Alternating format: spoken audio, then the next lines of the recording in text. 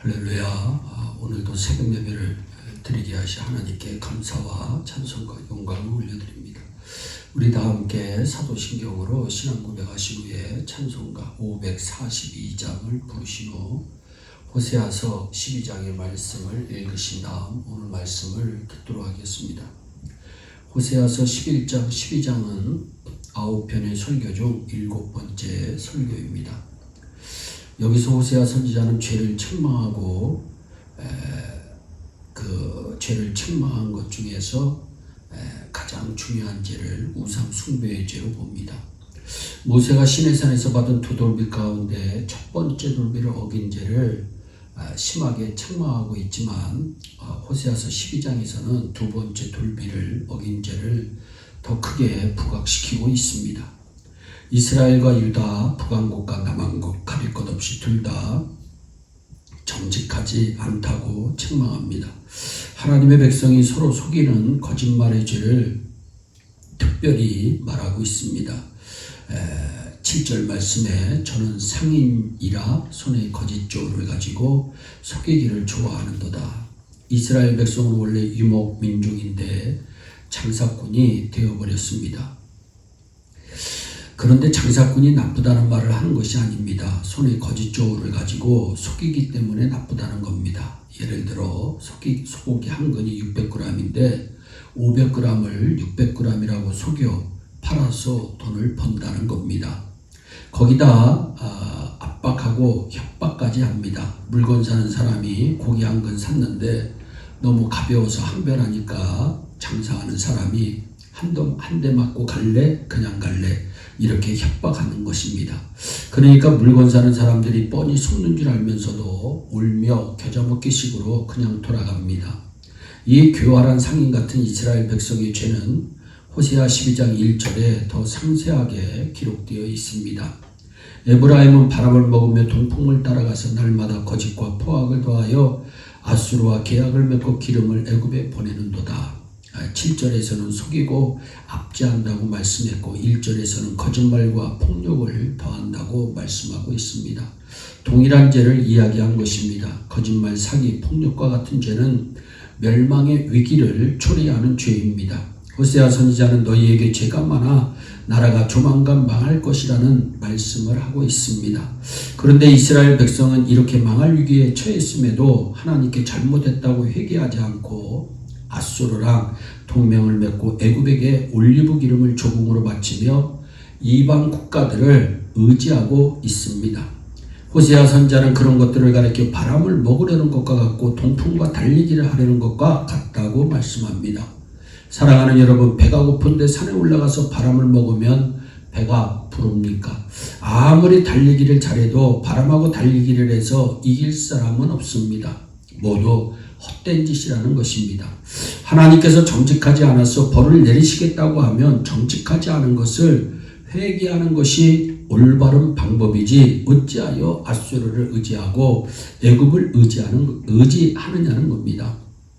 그렇다면 거짓말과 사기로 위기에 몰린 이스라엘이 어떻게 하면 위기에서 벗어날 수 있을까요? 호세아 선지자를 통하여 거룩한 역사에서 교훈을 배우라고 말씀합니다. 역사는 이스라엘 백성에게 다가올 공경을 피하는 확실한 방법을 가르치고 있습니다. 거짓말하고 사기쳐서 위기가 오게 되면 이것을 어떻게 극복하느냐는 것을 야곱의 역사를 통해 배우라고 성경은 말씀합니다.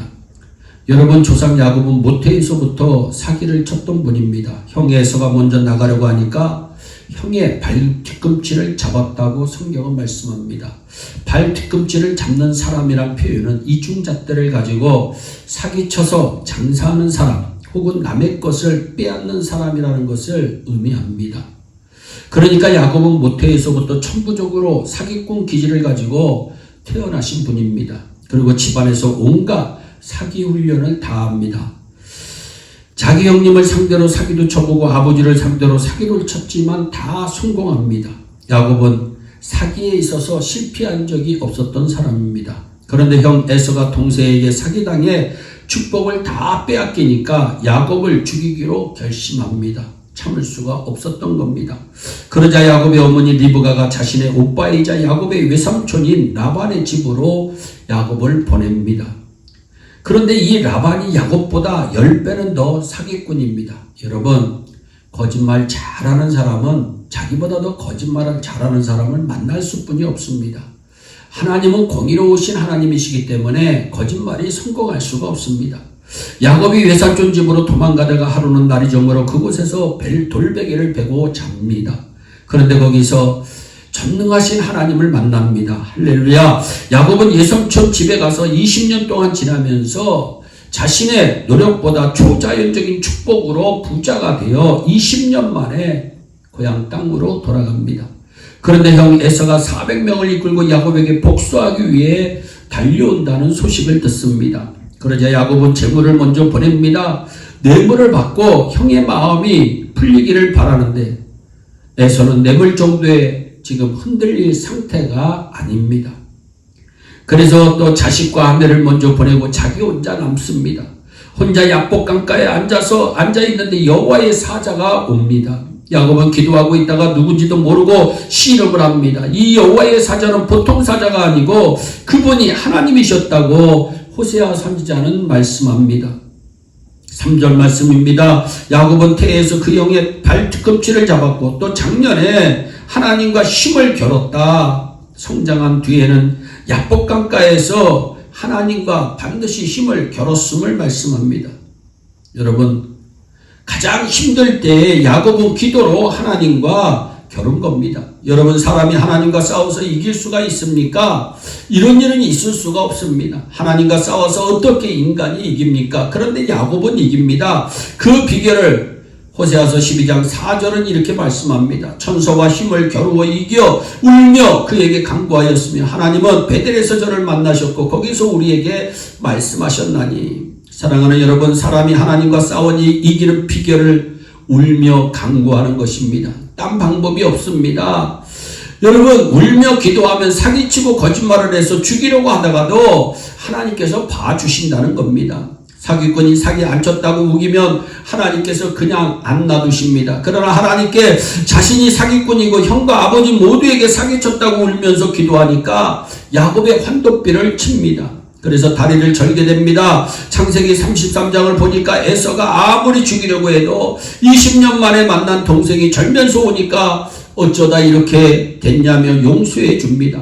사랑하는 여러분, 이스라엘 백성은 거짓말로 인해 국가가 망할 위기에 처했습니다. 호세아 선지자는 그래도 울며 기도하면 기회가 있다고 말씀합니다. 사랑하는 여러분, 지금 망하게 된 분이 계십니까? 울면서 하나님께 기도하시기 바랍니다. 그러면 하나님께서 살려주실 것입니다. 하나님께서 도와주실 것입니다. 또한 역사는 이스라엘 백성이 장차 살아갈 원리도 가르쳐주고 있는데 6절입니다. 그런즉 너희 하나님께로 돌아와서 인애와 공의를 지키며 항상 너희 하나님을 바라볼지라. 아멘. 사랑하는 여러분, 세상 사람들이 믿음이 없어 거짓말을 하는데 어떻게 합니까? 이렇게 얘기하면 안 됩니다. 그렇다고 우리 그리스도인들마저 정직하지 않고 사기치면 안 됩니다. 우리는 정직하게 살아야 합니다. 우리 성도들이 정직하게 살아야 나라가 잘되고 가정이 잘되고 여러분들이 하는 일들이 다 잘되는 겁니다. 우리 성도들이 부패하고 부정직하면 나라도 망하고 가정도 망합니다. 그렇다고 지금 생각해 보니까 정직하지 않게 살아서 인생에 공경이 왔다고 낙심하지 마세요. 울며 간구하며 하나님께서 공경에서 벗어날 길을 열어주십니다. 하나님의 말씀은 위험이 있습니다. 하나님의 말씀은 진리입니다. 사랑하는 여러분, 우리가 하나님 앞에 항상 정직하게 살고 위기가 올 때마다 울며 기도해서 하나님을 이기는 성도들이 되시기를 예수님의 이름으로 축원하며 여러분들의 삶이 인애와 공의를 지키며 항상 하나님만을 바라보는 축복의 삶이 되시기를 주 예수 그리스도의 이름으로 축복합니다. 기도하겠습니다. 사랑의 하나님, 참 감사합니다. 오늘도 호세아서 12장의 말씀을 통해서 우리에게 위로하시고 권고하여 주심을 감사합니다. 하나님 아버지, 우리 예수 믿는 우리들부터 정직하게 살 수 있도록 복을 내려주시고 인애와 공의를 지키며 하나님만을 바라보며 살다가 주님 오시는 그 귀한 날에 잘했다 칭찬받는 하나님의 귀한 백성들이 다 되기를 원합니다. 오늘도 어떠한 형편에 있든지 하나님을 그 순간에 바라보게 하시고 하나님 기도할 수 있는 힘을 허락하여 주셔서 기도에는 나갈 이유가 없다고 말씀하신 하나님의 귀한 능력을 체험하는 예일의 온 성도들이 되게 하여 주옵소서. 감사하고 예수님의 이름으로 기도하옵나이다. 아멘. 우리 다 함께 주기도문으로 예배를 마치시고 각자 개인 기도하신 후에 오늘도 주 안에서 승리하는 복된 하루 되시기를 바랍니다. 감사합니다.